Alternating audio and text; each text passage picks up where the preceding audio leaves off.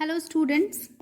So in the previous lecture we had read the poem The Daffodils, and this is a beautiful nature poem which gives us the message that a thing of beauty is a joy forever. Okay, now let us do the exercise number 8.4. You have to fill in the blanks with suitable words. Once the poet was roaming aimlessly when he saw a large number of daffodils. They were golden in color and fluttering and dancing in the breeze. The daffodils looked like innumerable stars shining in the sky. At one glance, the poet was able to see.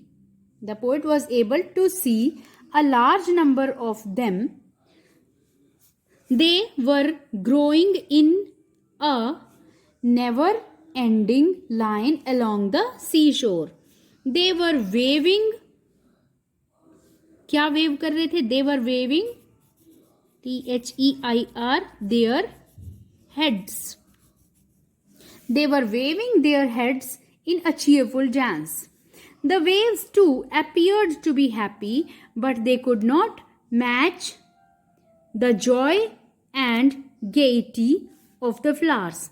The poet felt happy in the presence of such lively company. हम यहाँ जॉकंड company लिख सकते थे, लेकिन यहाँ पर company word फिर से आया हुआ है तो जॉकंड नहीं लिख पाएंगे. In the presence of such lively company. But he could not realize the real value या wealth of the scene at that time. Later, when the poet lay on his couch in a thoughtful mood, the daffodils appeared before his mind's eye and his heart started dancing. Okay, dancing with the daffodils, yeah, dancing. Okay, it was then that he realized that a beautiful scene or object is a source of lasting joy. Lasting means everlasting, permanent. Now, mark the following statements true with a tick if true and with a cross if false.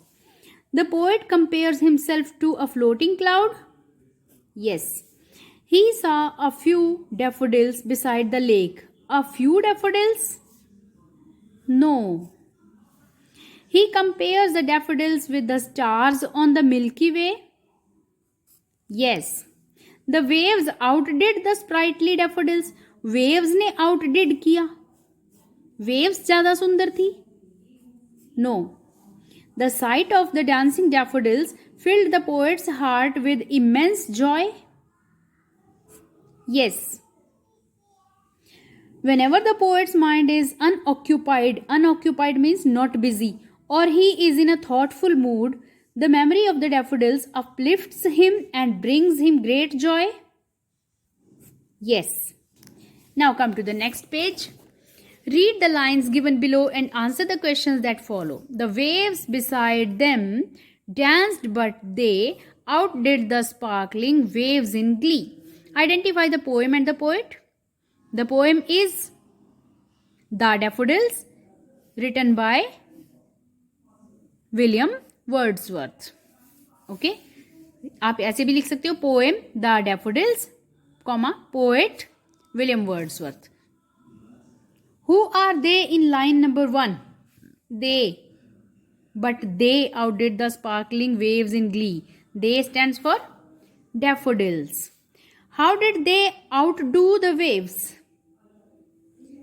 They looked more beautiful than the dancing waves. They looked more beautiful than the waves. या फिर आप लिख सकते हो dancing in the breeze, they looked more beautiful than the waves. Fine. Next, they flash upon that inward eye, which is the bliss of solitude. What does the poet mean by inward eye? Inward eye means यहाँ does है, यहाँ mean है, तो answer में means बन जाएगा.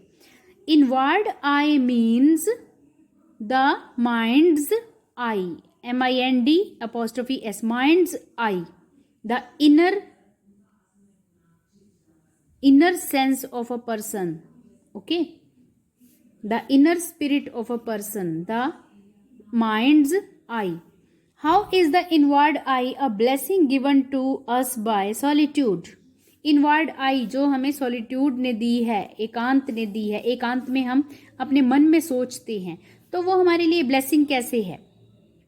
When we are free, the inward eye helps us to think about the beauties या beautiful things that we had seen in the past. या फिर आप लिख सकते हो we can enjoy our past experiences with the help of the inward eye. Okay? Next, what happens to the poet when they flash upon that inward eye? The poet feels great happiness and his heart starts dancing with the daffodils. So these were the questions. Next, pick out at least 4 expressions from the poem that suggest the numerousness of the daffodils. Numerousness means असंख्य, कि daffodils बहुत ज़्यादा थे number में, संख्या में. Next, pick out words and phrases which describe the joy and pleasure of the flowers and the poet. फिर वो phrases या words ढूंढने हैं जिससे poet और flowers के joy और pleasure पता चलता है. एक बताना है कि फूल बहुत सारे थे, उसके लिए कौन से वर्ड्स या फ्रेजेस हैं, और उसके बाद पोएट और फ्लावर्स जॉयफुल थे या प्लेजर फील कर रहे थे, उसके लिए आपने पोएम में से वर्ड्स या फ्रेजेस छांट के बतानी है. फॉर एग्जाम्पल, आपके पास फ्लावर्स बहुत सारे थे, उसके लिए क्या वर्ड्स हैं? A host, okay. उसके बाद है continuous as the stars, okay. उसके बाद है they stretched in never ending line, a host, continuous as the stars, they stretched in never ending line, 10,000 saw I at a glance. Okay, ये हैं कि बहुत सारे थे वो. और ब्यूटी, उनके जॉय और हैप्पीनेस की फीलिंग कैसे पता चलती है? Outdid the sparkling waves in glee, the poet could not be but be gay. Okay, then which is the bliss of solitude? And then my heart with pleasure fills and dances with the daffodils. तो इन lines से पता चलता है कि flowers और poet बहुत happy feel कर रहे थे. यहाँ पे फ्लावर्स हैप्पी फील कर रहे थे, fluttering and dancing in the breeze. Okay, these are the sentences, these are the phrases. So these were the exercises. Now let us start reading part B, B.3. Nature is a great teacher. It is a guide, friend, mentor and philosopher. ये हमारे लिए guide, friend, mentor means guru और philosopher का काम करती है. Read the following passage to know about some lessons of life it teaches us. हमें lessons of life कैसे सिखाती है nature. The name of the part is the alchemy of nature. Alchemy होती है पारस मणि. एक ऐसा पत्थर होता है जिसको अगर किसी मेटल के साथ टच कर दें तो वो गोल्ड में कन्वर्ट हो जाता है. ओके, पारस मणि. नेचर एक पारस मणि की तरह से है.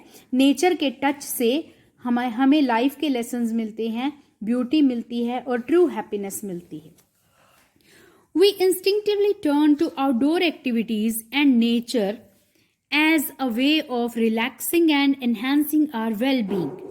Outdoor activities में अगर हम घर से बाहर हैं तो instinctively means naturally हमारे मन से ही प्रेरणा आती है और हम नेचर की तरफ मुड़ जाते हैं. उससे हमें रिलैक्स फील होता है और हमारे जो वेल बीइंग है, हमारे जो हेल्थ है, हमारे जो मन की स्थिति है, वो एनहांस होती है, सही होती है।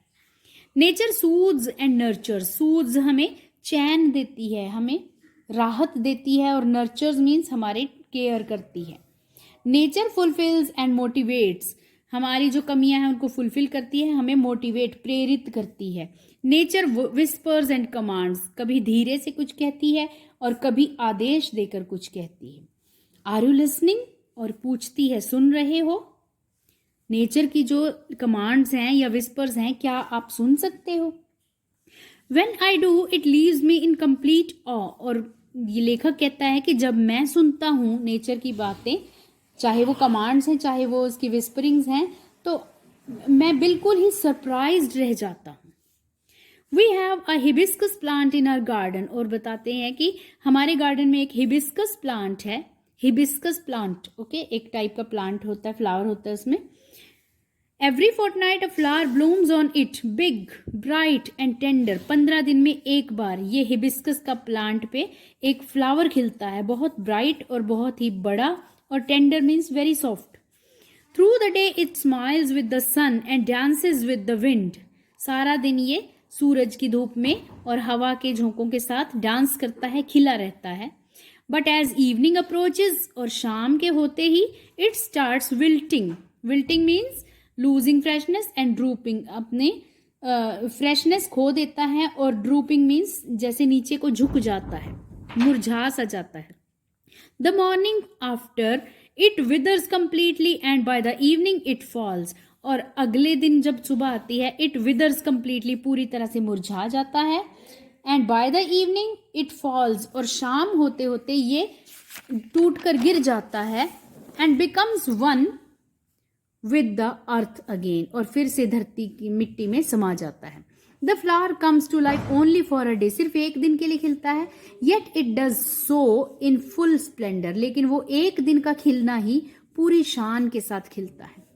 What if we too lived our life however short to its fullest. हम भी तो इससे सीख ले सकते हैं कि जितनी चाहे छोटी लाइफ हो, चाहे जितनी भी छोटी हो, हम इसको पूरी तरह से जिए। We went to a rocky beach and saw a spread of the majestic ocean and the rocks alongside, carved, sculpted and shaped by the water. Rocky beach, चट्टानों वाले समुद्री तट के किनारे जब हम गए, तो वहां पर दूर दूर तक फैला हुआ शानदार समुद्र था, बहुत बड़ा, मैजेस्टिक, ग्रैंड समुद्र था, ओशन था। एंड द रॉक्स, जो उसके साइड में रॉक्स थी किनारों पे, वो carved, sculpted and shaped by the water. पानी की लहरें लग लग के उन पे कुछ डिजाइन्स बन गए थे, स्कल्पचर की तरह से, जैसे किसी ने मूर्तियां घड़ दी हों, और शेप्स उनकी अलग अलग बन गई थी। Water is so soft, rock so hard, yet as the water flows over it every day for years the rock gives in. पानी तो कितना सॉफ्ट होता है, हाथ में पकड़ो तो एकदम से वो मुड़ जाता है, जहां उसकी जैसे शेप में डालो वैसी हो जाती है। रॉक, इतनी चट्टानें इतनी हार्ड होती हैं, फिर भी जब सालों तक पानी इनके ऊपर लगता रहता है, फ्लो करता रहता है, तो रॉक्स हार मान लेती हैं। ठीक है, पानी के अकॉर्डिंग शेप ले लेती हैं, पानी के टकराव के अकॉर्डिंग अपनी शेप बना लेती हैं। It takes the shape that the water commands. Water के आदेश के अनुसार ही अपनी शेप बदल लेती हैं। Our problems are so colossal. हमारी प्रॉब्लम्स भी इतनी, colossal means very big in size, इतनी बड़ी हैं। And we are so small, और हम कितने छोटे हैं। येट इफ वी परसिस्ट, लेकिन तब भी अगर हम उस पानी की तरह लगे रहें, तो हार्ड रॉक्स को भी जो शेप चेंज कर देता है, तो हम अपनी बड़ी से बड़ी प्रॉब्लम को भी सॉर्ट आउट कर सकते हैं। We saw small bits of grass peeping through the small cracks in a concrete pavement. हमने छोटे छोटे ग्रास के उगे हुए तिनके देखे, जो कि कंक्रीट मीन्स जो पथरीला रास्ता होता है, उसमें सीमेंटेड या ब्रिक्स लगे हुए जो पेवमेंट होता है, फुटपाथ होता है, उसमें से, होल्स में से निकल के आ रहे हैं, जहां जहां क्रैक था वहां से निकल के आ रही थी। It left us thinking however impossible things may look there is always an opening. और इससे हमें क्या पता चला कि चाहे कितने ही इम्पॉसिबल थिंग्स लगती हों, लेकिन कहीं ना कहीं कोई ना कोई ओपनिंग मिल सकती है, उससे हम अपना काम निकाल सकते हैं। पत्थर में भी कहीं ना कहीं एक छोटा सा छेद, कहीं क्रैक मिल जाता है और प्लांट जो है ग्रास के तिनके उसमें से उग के निकल आते हैं। आपने देखा होगा इवन फ्लोरिंग हो रही होती है, दीवार और फ्लोर के बीच में जहां जरा सी मिट्टी मिले वहां पर एक प्लांट अपने आप उग जाता है। We saw a tree bare of all leaves in the cold winter months. सर्दियां जब बहुत ज़्यादा सर्दियां होती हैं, पतझड़ हो जाती है, तो कोल्ड विंटर मंथ्स में पेड़ हम देखते हैं कि बिल्कुल खाली हो जाता है, बेयर, कोई पत्ते नहीं रहते उसके ऊपर। We thought its chapter was over, हमें लगता है इसकी कहानी खत्म हो गई, ये पेड़ तो गया। बट 3 months passed, लेकिन 3 महीने गुजर गए। Spring set in and the tree was back to its green majesty once again, full of leaves, flowers, birds and life. और 3 महीने गुजरते ही जैसे स्प्रिंग सीजन आया तो दोबारा से उसी शानदार तरीके से पत्तों से, फूलों से, पक्षियों से और जिंदगी से भरा हुआ पेड़ नजर आया, वही पेड़। What if we too had the conviction that however difficult things are right now, it will not remain so forever? और कितना अच्छा हो कि अगर हम भी ये चीज, कन्विक्शन मीन्स इस चीज पे अटल रहें, इस चीज को हम पक्का विश्वास रखें कि चाहे कितनी भी मुश्किल बातें हो जाए, कितनी भी मुश्किल समय आ जाए, इस टाइम चाहे कितनी भी मुश्किलें हों, लेकिन ऐसा हमेशा नहीं रहेगा। रिमेंबर दिस टू शैल पास, और ये याद रखना है कि यह भी गुजर जाएगा, जैसा मर्जी कठिन समय है वो भी गुजर जाएगा।